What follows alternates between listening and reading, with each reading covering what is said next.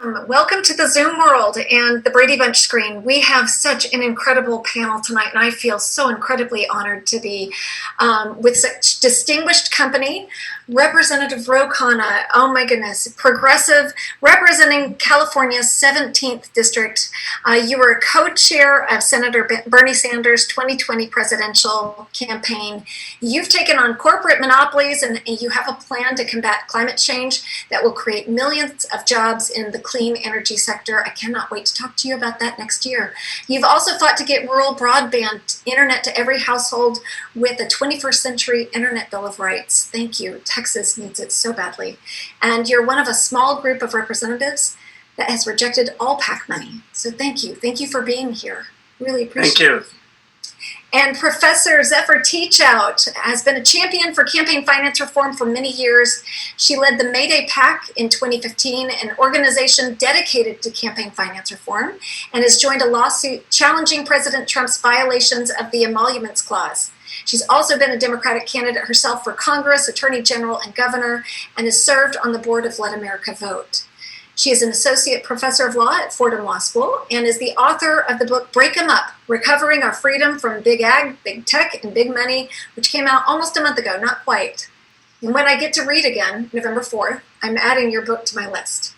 And then last but certainly not least, Tiffany Muller is the president and executive director of End Citizens United and the End Citizens United Action Fund. Since joining ECU, Tiffany has helped grow the group from a startup into a nationwide organization with more than 4 million members and 500,000, this is remarkable, 500,000 grassroots donors with an average contribution of $14 during the last 2 election cycles.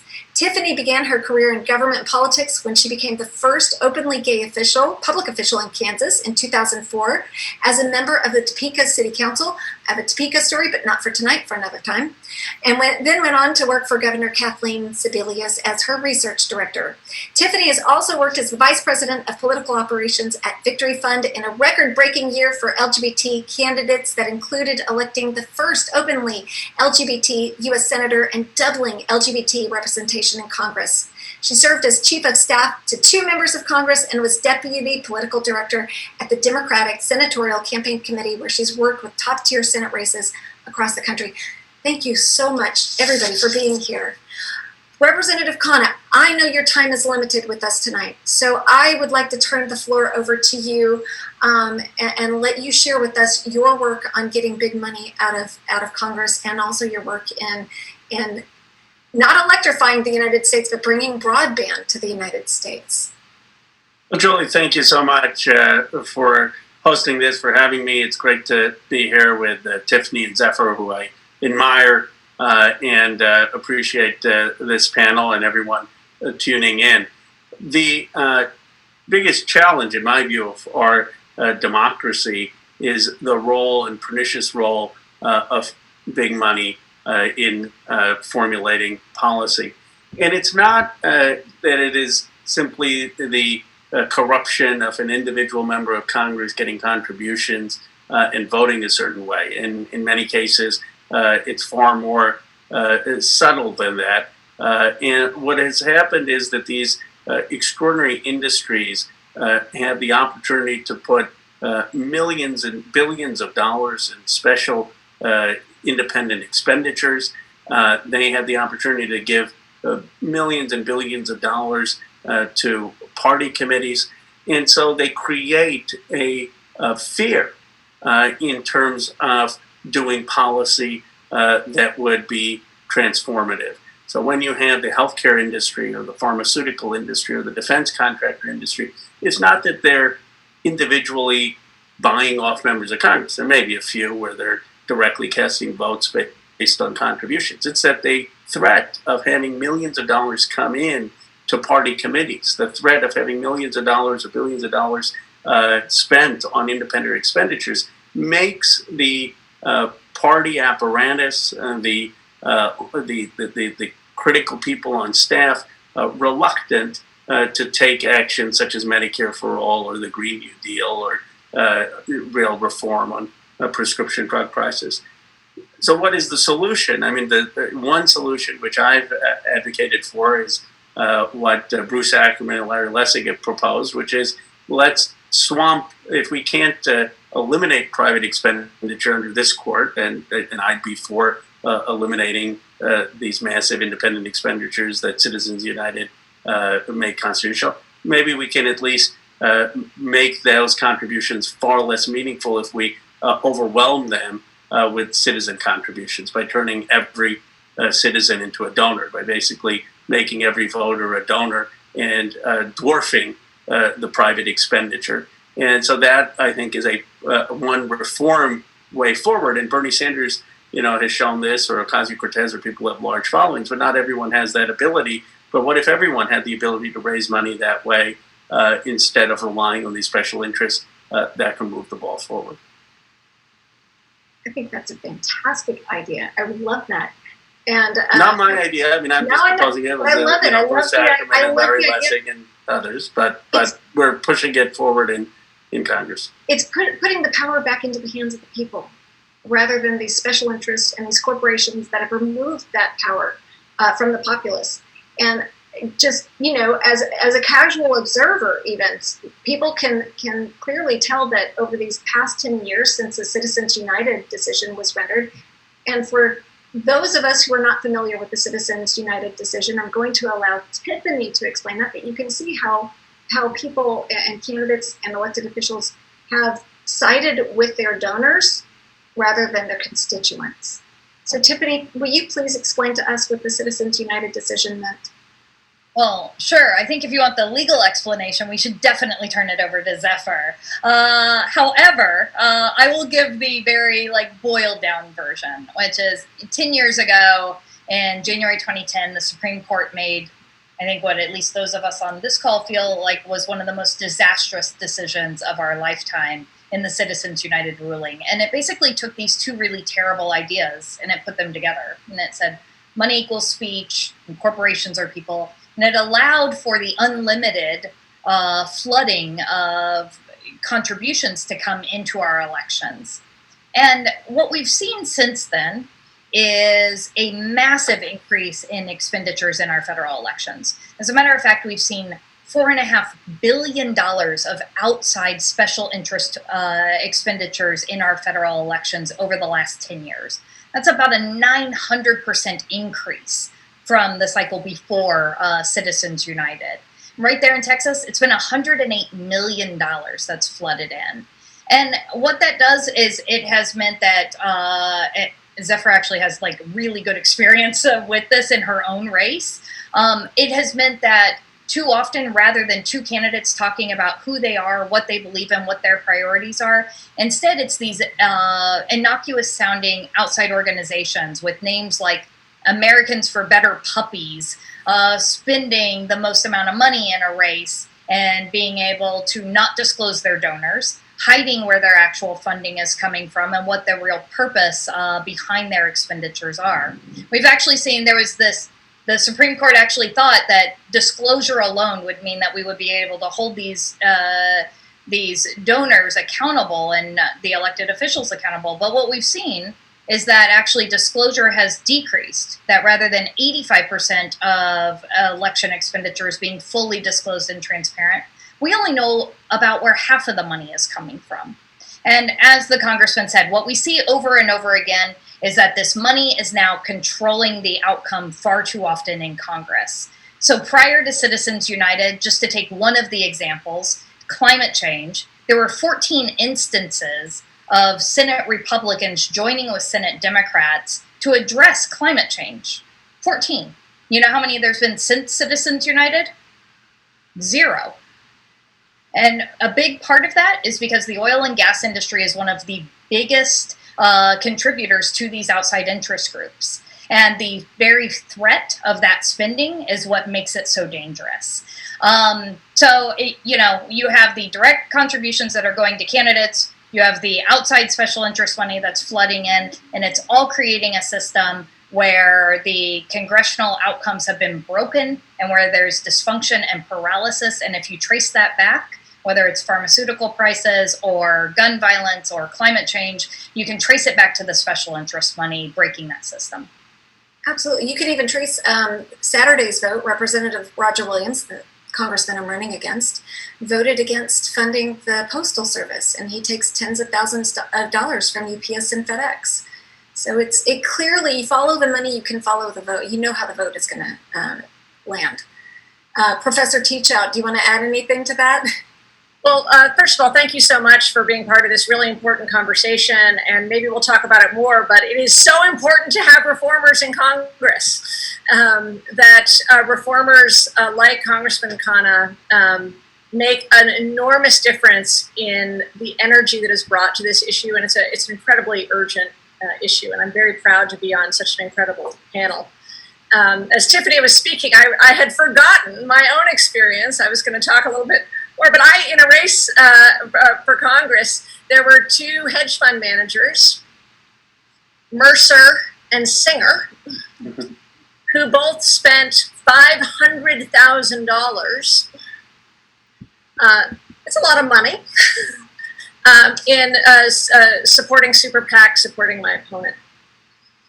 So two individuals spending $500,000 to support my opponent. Tiffany did a really nice job describing the level of disaster and how quickly it has come about. One of the things that we see happening now is that in the first few years, there were a handful of super PACs. Now they are everywhere. And increasingly, in the highest profile races, is a really dangerous tail wagging the dog going on, where voters are more likely to hear from the messages of super PACs. So in my race, that would be the messages of two men who had no real connection to the district than they are from the candidates and the parties.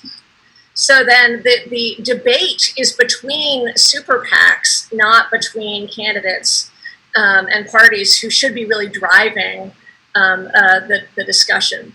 The long-term need is to overturn not just Citizens United, which allowed for corporations to spend in an unlimited way so long as they don't technically coordinate with candidates. To overturn Citizens United, to overturn Buckley versus Vallejo, a 1976 decision that said that money is speech. That is a very serious democratic need, but in the short term, we actually have to act.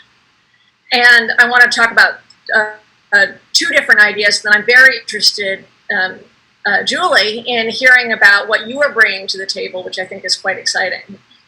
One is, actually three different ideas. One is democracy dollars, the idea that Congressman Khanna is talking about, which is such a powerful idea, is when you have a problem of too much money in politics, let's flood it and make it the right kind of money. And the power of the democracy dollars idea is that everybody gets a stake, a possibility of contributing and supporting a candidate. So it not only changes the power dynamic between super PACs and candidates and individuals, but it also gives people an investment, excitement, deciding how am I going to use my democracy dollar?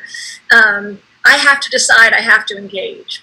Second is something that Congressman Sarbanes has been pushing and was passed in the first big piece of legislation, HR 1 in 2018.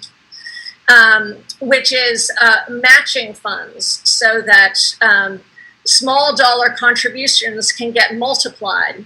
In New York City, that's really changed the way campaigns are run. People who are school teachers with a large collection of teacher friends and parent friends can decide to run for office, as opposed to only those who feel like they already have a Rolodex of big donors. I think that's a very powerful way to amplify people's voices and also change who runs for office so that we see a much greater diversity of people running for office. A second area of experimentation and really pushing back legislatively that I think is important is something that Seattle has done recently, which is to pass a ban on corporations with foreign involvement or foreign investorship. Spending money in campaigns. And there's a long history of courts recognizing that a polity, a public, has the right to protect against foreign money being spent in elections. And so what Seattle has done is said, if you have a certain percentage of foreign investorship in a corporation, that corporation can't spend money. And given the multinational nature of so many corporations, that won't overturn Citizens United, but can have an impact on certain sources of funding.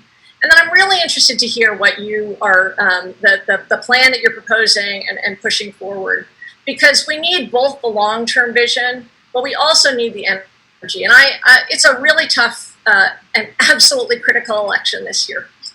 But if we are so lucky, which is possible, to win a Democratic Senate, hard but possible, whether this time or next time, it's really important to have reformers like Julie in there who will not just check the box, but actually make this central. Because, well, H.R. 1, this important reform and voting rights bill passed, there are a lot of members of Congress who are happy to check the box, but may not want it to be a first priority when there's a real possibility of it passing, because they're embedded in the current system.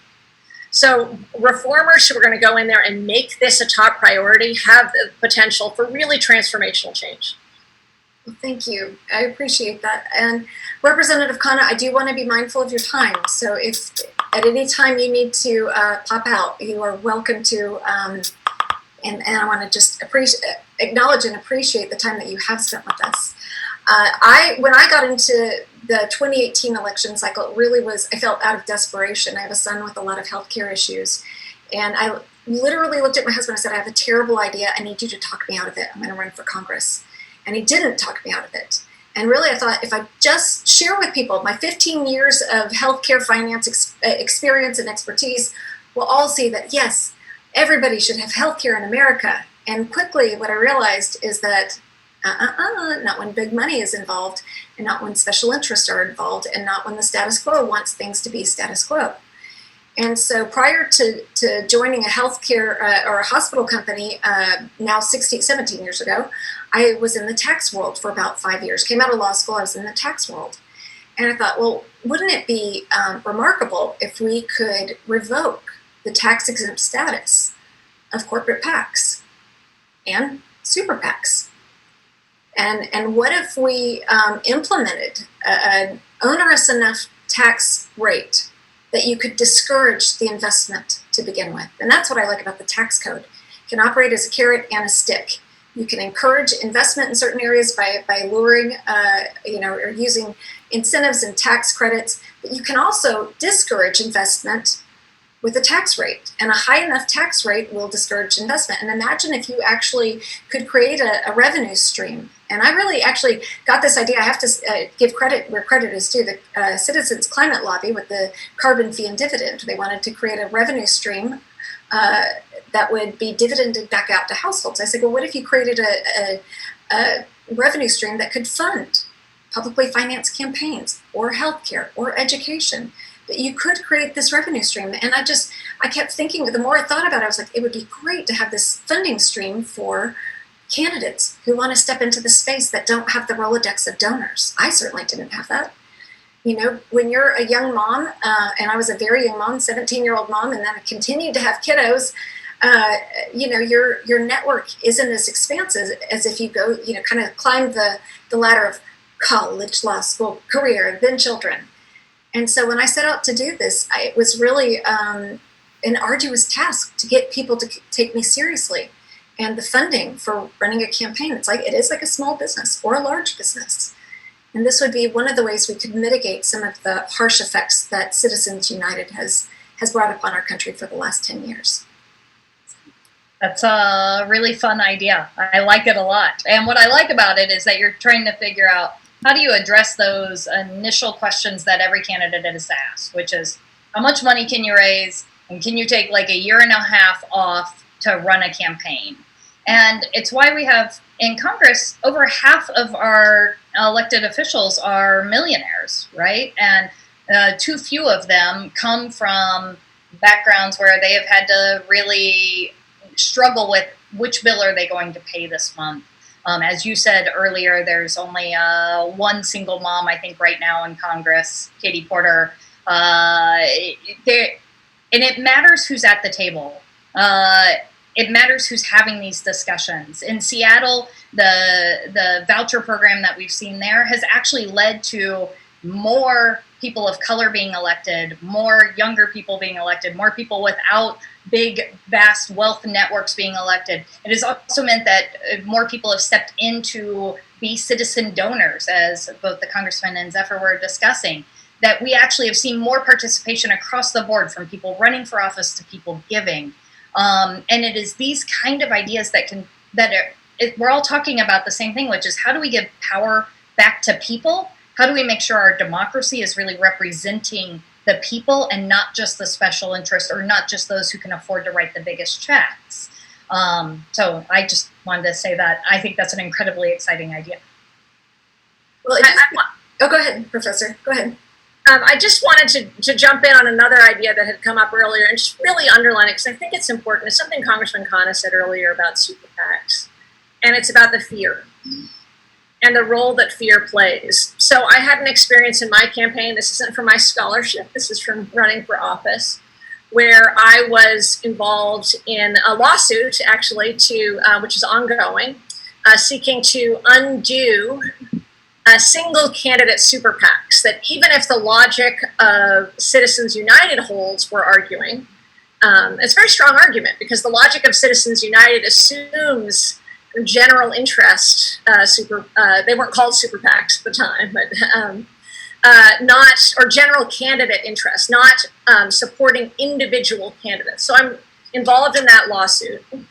And members of my staff, as well as people who are involved in national Democratic politics, told me, you should really think about withdrawing from that suit, because you are involved in that suit, people aren't going to come in and help you. You're not going to have the friends you should have. So that isn't actually necessarily an example of direct fear, although the language was very much one of fear. So there isn't explicit coordination, but the actions of candidates with enormous amounts of pressure from DC and the national parties, both parties, is to say, you should be paying attention to and not doing things that will irritate these powerful forces. So these are very explicit, ongoing conversations in races all around the country. It's not direct vote for this. A lot of it is about silencing and fear. Just be quiet. And so when people feel like politicians often have that glazy look and aren't really saying anything, the categories of things that politicians are scared to say is constantly growing, because they represent something that would be threatening. Now, even if they're never going to act, the mere possibility of a big insurance-funded super PAC coming in, a big pharma-funded super PAC coming in, is clearly playing a massive role in our healthcare debate. I echo that, what Zephyr and Tiffany said, and want to first also say how important it is to get Julie to Congress, because of your life story, of course, in terms of understanding hardship and understanding obstacles. And, when I got to Congress, actually, my wife pointed it out. She said there are not a lot of moms, young moms, in Congress. And it's a very biased group of people who are there, and that leaves blind spots for policy making. So I think having someone of your experience come and the life experience is so critical. But then that's not sufficient. It's also your vision in really championing reform and being bold about it. Before I jump off, I just want to build on what Zephyr said, because the culture of fear is not just the super PAC funding and coming with the super PACs. If you look at what happened with Bernie's campaign, and to some extent with the delegitimization of Warren's candidacy for vice president, it was even more subtle. It wasn't people coming in saying we're going to spend millions of dollars against you, Bernie Sanders, although they did in Iowa.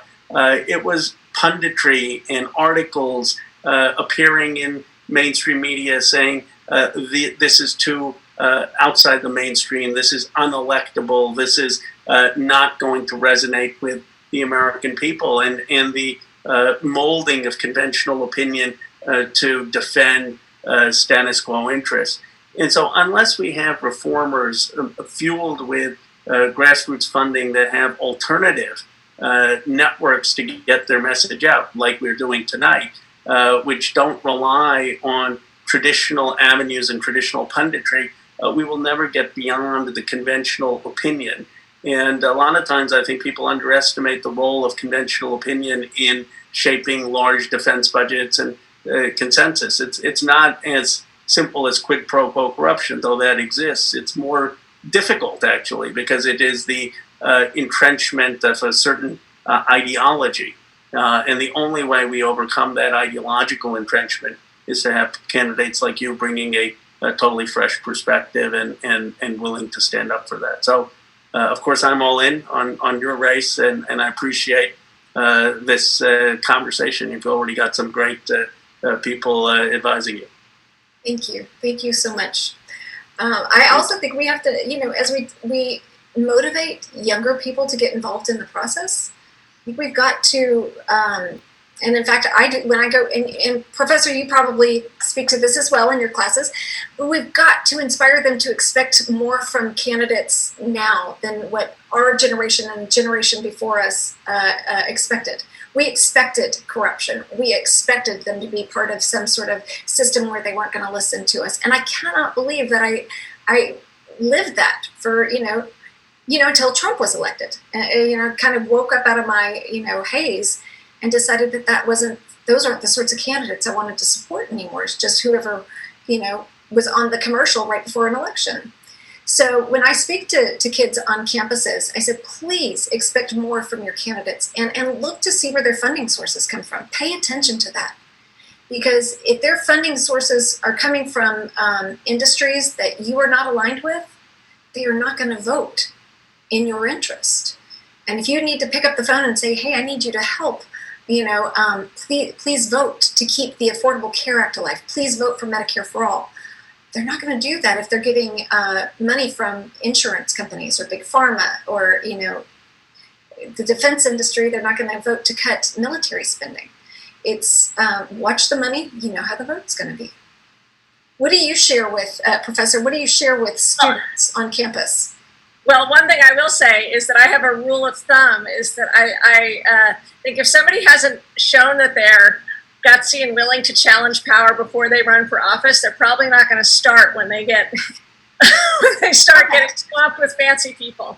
So it's sort of a basic test. Like, have they done something that was hard in the moment, and named names, challenged power, been taken on issues that people say can't win in their district.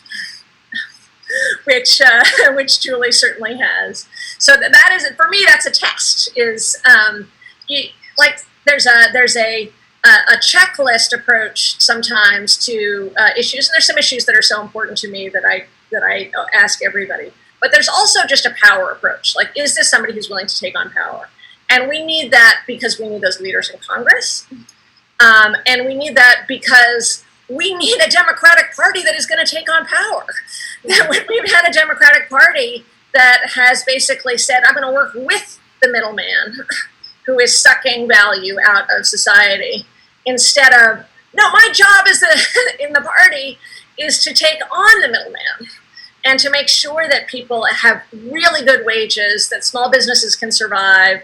This is what a lot of my new book is about, is these sort of massive choke point middlemen that are taking money from farmers, drivers, small businesses, and everybody's squeezed to the bare survival point. But if we aren't willing to name names and take on that power, we've got a problem of leadership, and we've got a real problem with the Democratic Party, because people are definitely on that line. And right now, I'm very much pushing people. You've got to get out. This election is so important.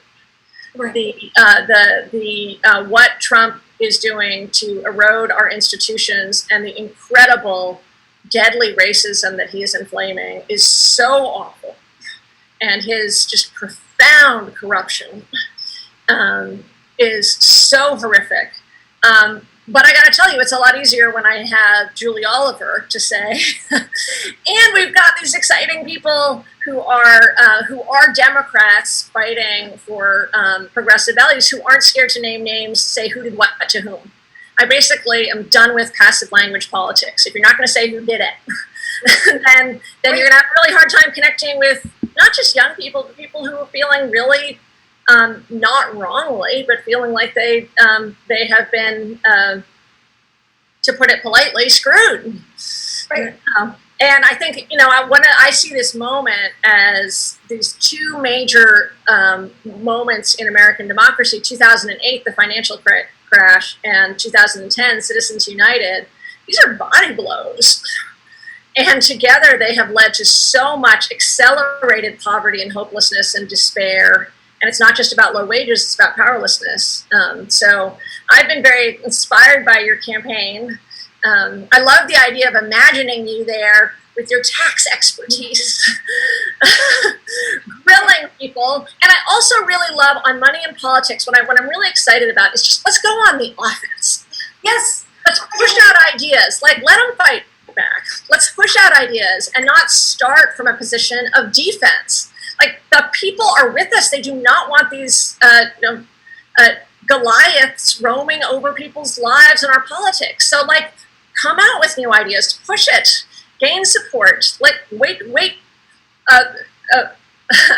Maybe the language is a little too violent. I was going to say punch first, but what I mean is, yes, take the first step. And I do think, I was even thinking, how Republican congressmen sometimes come in with their posters for hearings. They put their posters in the background to intimidate folks.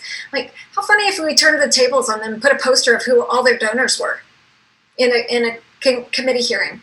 Like, just cue it up, cycle through. So here's the poster. Here's the poster. And we'll start with Roger Williams and his $1.3 million from corporate PACs, right? Right. You're not taking any PAC money at all. He's taken already $1.3 million from corporate PACs, and then voted against the Voting Rights Advancement Act, voted against the For the People Act, which is the most sweeping reform bill that we've seen in 50 years, voted against the bill to lower prescription drug costs. We see where he is siding and where he's putting his interests time and time and time again. And I gotta tell you, I think the people of your district deserve better. And I think they deserve a representative who's gonna fight for them. And, I could not agree with Zephyr more. I think that how you campaign is also how you're going to govern. And so right now, we've seen this massive increase of members of Congress who are not taking corporate PAC money.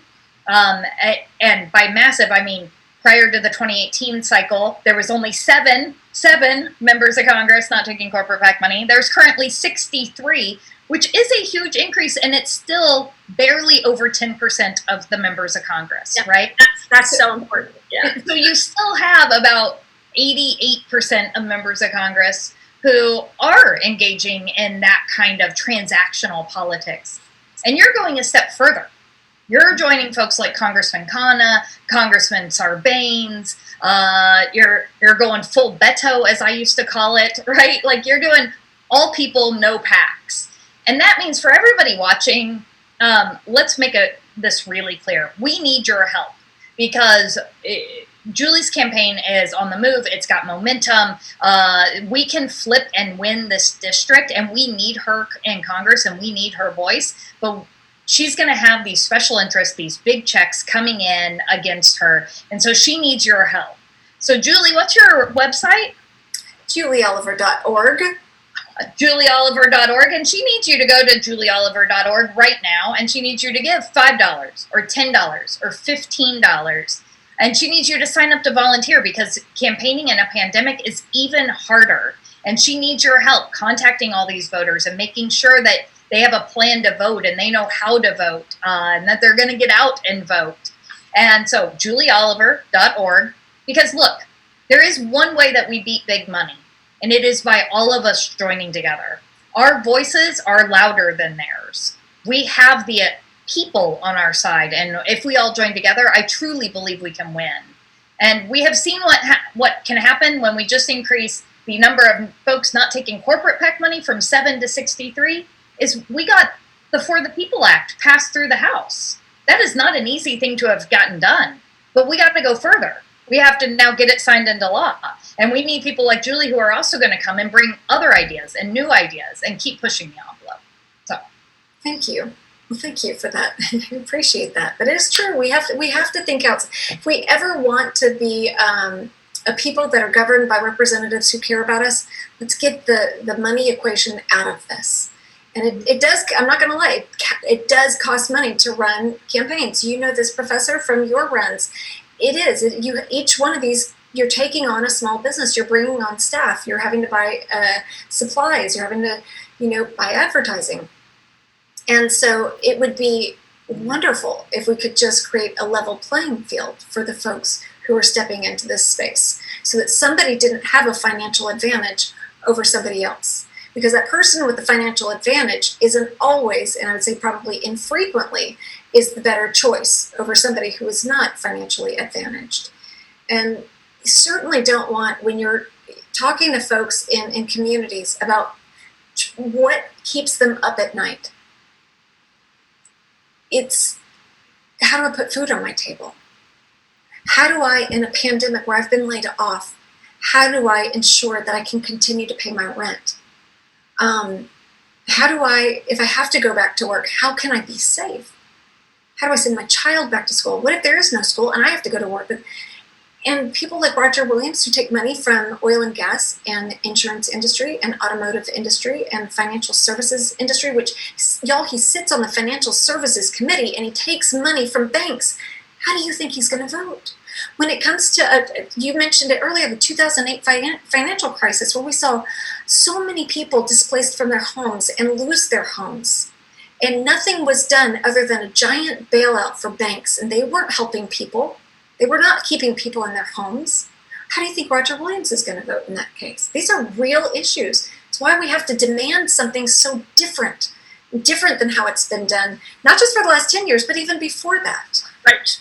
Yeah. No, it's so important because we're talking about changing super PACs, but the nature of DC fundraising is still so outrageous that I still think it shocks people. Is you basically have people spend a majority, like the biggest part of Congress members' job is to sit in a little stall with a big stack of paper. Now some of it's online, but most people are still going off this sort of, and on each piece of paper is the name of a donor, deep research into that donor's quirks, where their kids go to college, like maybe you know their dog's name, maybe your researcher has figured out their favorite movie, details about them and the issues they care about.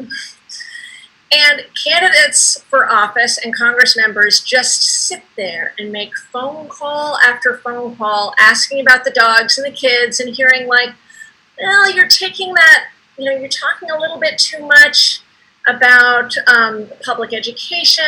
I'm more of a charter person, just these sort of soft conversations that let you know, well, this is what's acceptable and this isn't acceptable from the richest people in world history.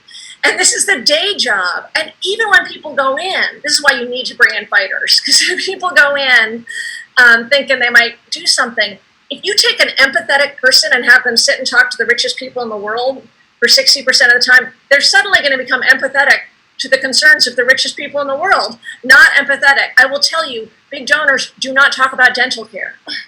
Big donors, whereas dental care is like one of the most constant issues on people's minds. They are not engaged in questions of credit card debt and the bureaucracy of being on hold, like the real challenges in people's lives. But the other reason why it's so important to help Julie out, and like we're talking about these body blows to democracy here, is that we've also seen a body blow to local press. And a real wipeout of local press. And you were talking about the impacts of campaigning in a pandemic. One of the costs has also been a loss of these just barely hanging on local news outlets.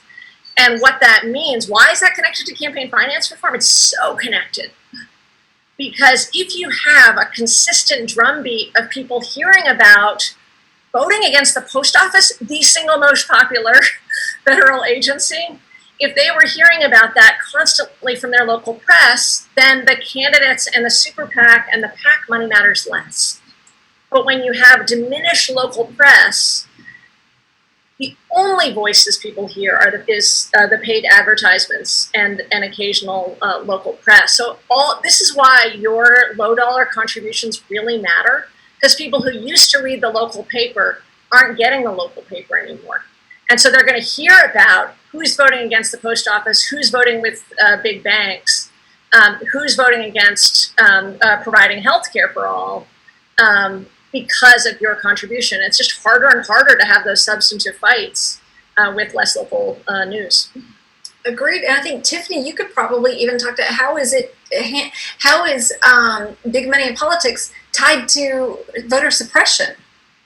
I mean, yeah, I mean, this is all about who gets to have a voice in our democracy, right? And so too often what we see is the very same people who are trying to buy our elections are the very same people who don't want folks to be able to vote or want there to be hurdles to jump through or are supporting efforts to crush, the Postal Service has been under attack for 20 years, partially because the Koch brothers want to privatize it, right? Like, this all connects back.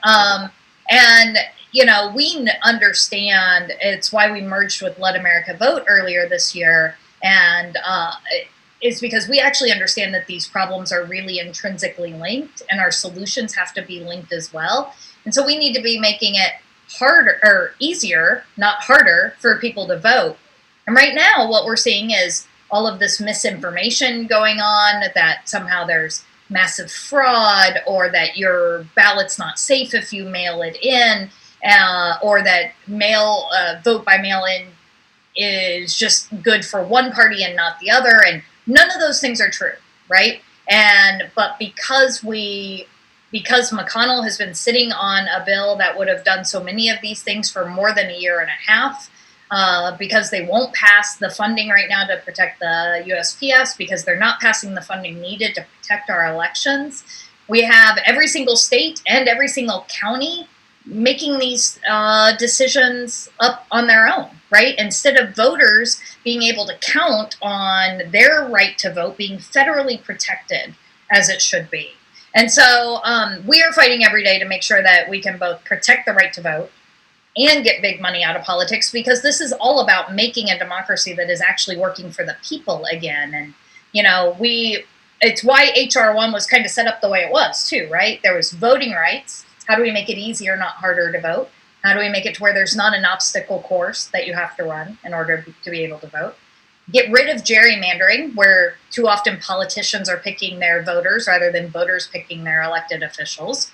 Get the big money out of politics, or at least start to end the dominance of big money. Make sure there's full disclosure and transparency so we can hold people accountable, and tighten up our ethics reforms, right? We shouldn't have members of Congress serving on for-profit corporate boards while they're also members of Congress. That is just ridiculous. We should, we have seen what happens when too many people are too concerned about their stock portfolios rather than protecting the American people. And we've seen how too often taxpayer dollars are used to settle harassment claims, right? Like, all of that stuff needs to go. And it is no wonder that people have lost faith right now in whether or not their government is working for them. But we actually have the opportunity to start to get that back. That's what always wakes me up and gives me hope the next day. I get very angry about this stuff, but I am constantly optimistic, because you started your remarks off with this. We have 4 million members, right? Like, and I know a lot more people than that care about this issue. I know there are thousands of people who are signed up to watch this discussion this evening. I know how much people of all political shapes care about this issue, and they just want their country back. They want a government that's working for them and cares about their issues. So, agreed. So I've got two things to say, and I think we're probably closing up, Julie, but I realize if you're watching for the first time and you're, who is this candidate? She sounds great. She's got a color-coded bookshelf. She seems amazing. Who is she? So two things to know is that nationally, people are recognizing this is a battleground race. This is like absolutely frontline, absolutely winnable. One thing to know. Second, go to her website for the issues, because I can't list them all. But this is an unapologetic, Medicare for all, cancel student debt, free public college candidate, talking about taking on the for-profit prison industrial complex. So when I say this is somebody who is not scared about taking on things where people say, in your district, you're not allowed to say these things, she is actually reform, but there was a Republican Senate. It is so important that the Democratic Congress has passed this amazing reform bill. But actually, once we got a Democratic Senate in New York, that amazing reform bill didn't go through, and the same people who had supported it before started to back away. So when we get to the situation where we can pass this in the House and the Senate, when I say we're going to need fighters, we are going to need fighters. It is going to be a battle royale, but I am damned if we are not going to take back the Democratic Party that is fighting for working men and women against these sort of extractive forces. And to do that, we absolutely need reformers who put money in politics at the core of what they do. So most of what we've been talking about is money in politics, but it's so connected to future Congresswoman Oliver's positions. And I will say, we didn't even get to talk about monopolization and how detrimental that is on so many. And your book talks about this, and this is what I'm really excited about getting to read on November 4th. But you know, we've lived with income inequality growing at its fastest pace ever, and people. This is not, you know, they're going to try to talk to you that this is a far right issue, this is far left. It's not, and I'm not the one who coined this. It's a top versus bottom issue. The people at the top are trying to keep us divided at the bottom so they can enrich themselves, and we've seen them do that. There's a reason that in a pandemic, the billionaires got richer. There's a reason that Congressman Williams, in his 4 terms or 3.5 terms, or finishing up his 4th term, has gotten 3 times wealthier. Because he's enriching himself, and that's what so many of them do. They aren't thinking about the ethical ways to look at looking at that office. It is a role of a public servant, not to serve yourself, but to serve the 700,000, roughly 700 that we have, like the Postal Service. These are things, and that was a constitutionally guaranteed by our founding fathers, as the Postal Service. And by the way, I did the math on if we privatized the Postal Service, just want y'all know, we'd go from a 55-cent first-class stamp to about an $8 first-class stamp. And either we would pay for that, or we'd get enraged and the federal government would pay for that and basically subsidize private industry for about $400 to $500 billion on the low end. So I just wanted y'all to know I did the math. So it's a terrible idea. And but it is. It's so everything is so incredibly interconnected. That's my point. I know it was a long way to get there. It's so interconnected, and all the change that we want to see in our country, ensuring our kids have not only a excellent world-class secondary education and higher education that they don't have to get in debt for on any level. That was my experience, y'all. I got out of college debt-free because the federal government had programs that paid for it. Thank y'all for paying your taxes in the early 90s. I am so appreciative. I wouldn't be here today if the federal government didn't pay for my college. So everything is interconnected, but the thing that stops any of this progress from going forward are the special interests with a whole lot of money that don't want to see the change. And so I'm grateful to both of y'all for sharing your hour with me, sharing your expertise, your lived experiences. And you're right, we're going to have a fighter in Congress. And I'm not going to Congress to make a career, and I'm not going to Congress to make friends. I'm going to Congress to do the right thing by the people who need it most. So thank you. Any closing comments? I just want to say I am incredibly honored to have been here with both of you this evening. It was really such an amazing conversation. And I want to encourage everyone watching, go to julieoliver.org. We can flip this seat. We can take this seat back for the people, but she's going to need your help. So please go and donate what you can, sign up to volunteer. Let's make a people-powered movement that can take out the special interests. Thank you. Does the math? You should do the math. Just do the math. Just do the math. Simple arithmetic. Anybody can do it. But Thank you so much. You're welcome. I really appreciate it, and I look forward to continuing this conversation further. But have a wonderful night, and thank you all for joining us tonight. See y'all soon. Bye.